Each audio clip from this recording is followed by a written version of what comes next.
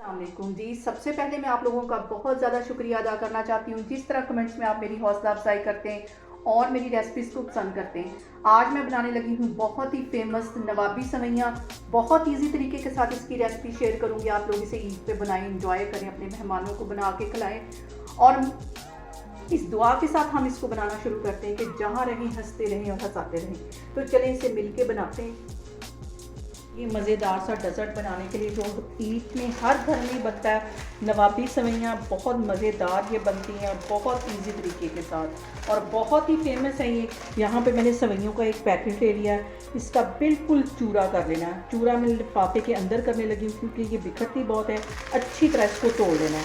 मैं आपको तोड़ के दिखाती हूँ कि कितना बारीक इसको तोड़ना है।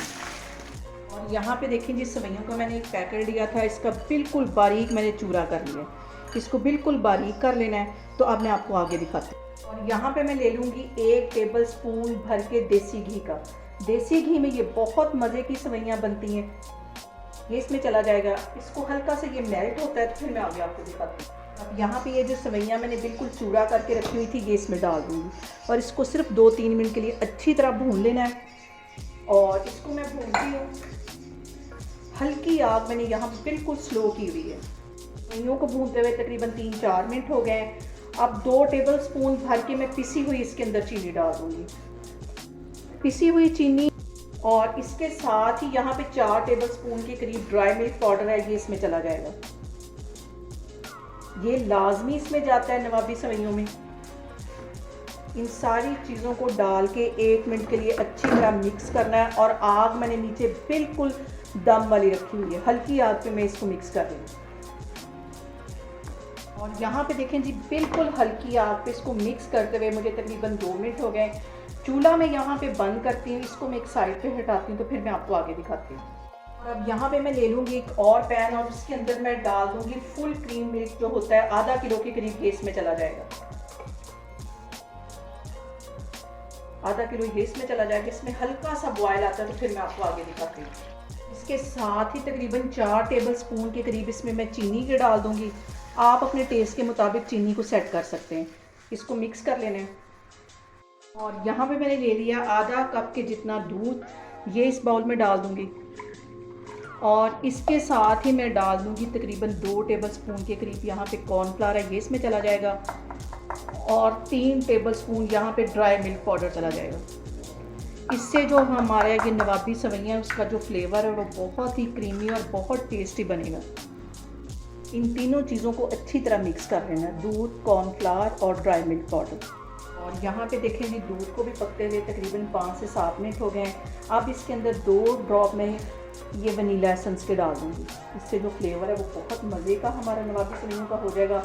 और इसके साथ ही मैंने तीनों चीज़ें मिक्स करके रखी थी, कॉर्नफ्लावर, ड्राई मिल्क पाउडर और दूध, ये इसमें चला जाएगा।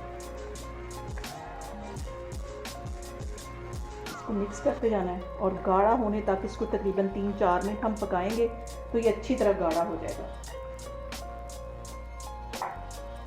बहुत ही मज़े का और बहुत ही फेमस ये छोटी ईद के लिए डेज़र्ट में आज तैयार करने लगी हूँ।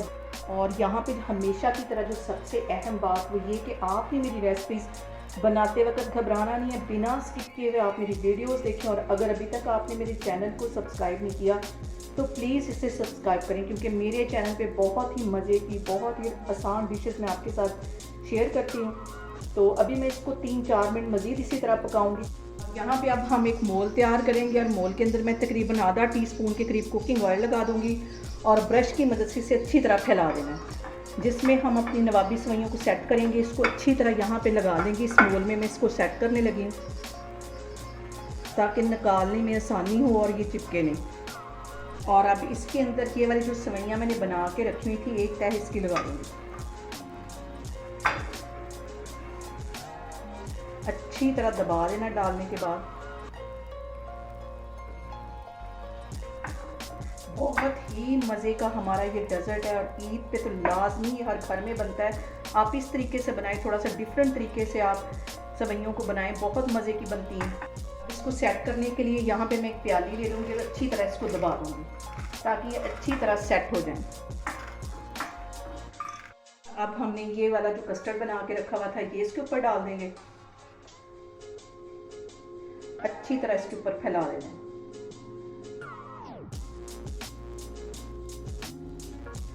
और मुझे उम्मीद है कि आप इस ईद पे इस रेसिपी को लाजमी ट्राई करेंगे और फिर हमेशा इसको बना बना के इंजॉय करेंगे, अपने मेहमानों को इसको खिलाएं। अब इसके ऊपर फिर से ये सेवइयाँ डाल दूंगी जो बाकी की बची हुई थी, अच्छी तरह इसके ऊपर फैला देनी है। बहुत एहतियात के साथ अभी डालना है इसको, अच्छी तरह सारे फैला देना है इसको, हल्के हाथों से इसको ऐसे सेट करना है। ये जो ऊपर सेवइयाँ मैं डाल रही हूँ बिल्कुल हल्के हाथों से इसको सेट करना है। और अब इसके ऊपर मैं लगा दूँगी ज़्यादा सारे ड्राई फ्रूट में यहाँ पे काजू, पिस्ता और बादाम मैंने ले लिया, ये इसके ऊपर लगा दूँगी। और इसको सेट होने के लिए फ्रिज में रख देना तकरीबन 2 घंटे के लिए।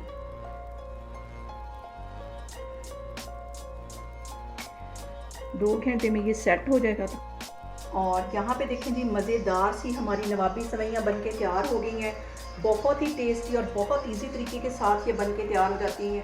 आप लोग इसको लाजमी ट्राई करें और मुझे कमेंट्स में बताएं कि आपको मेरी ये रेसिपीज़ कैसी लगती हैं। और मेरी वीडियोस को ज़्यादा से ज़्यादा शेयर करें और मुझे सब्सक्राइब करें। और अपना बहुत सारा ख्याल रखें। इंशाल्लाह ताला मैं एक और वीडियो में आपके सामने आऊँगी। अल्लाह हाफिज़।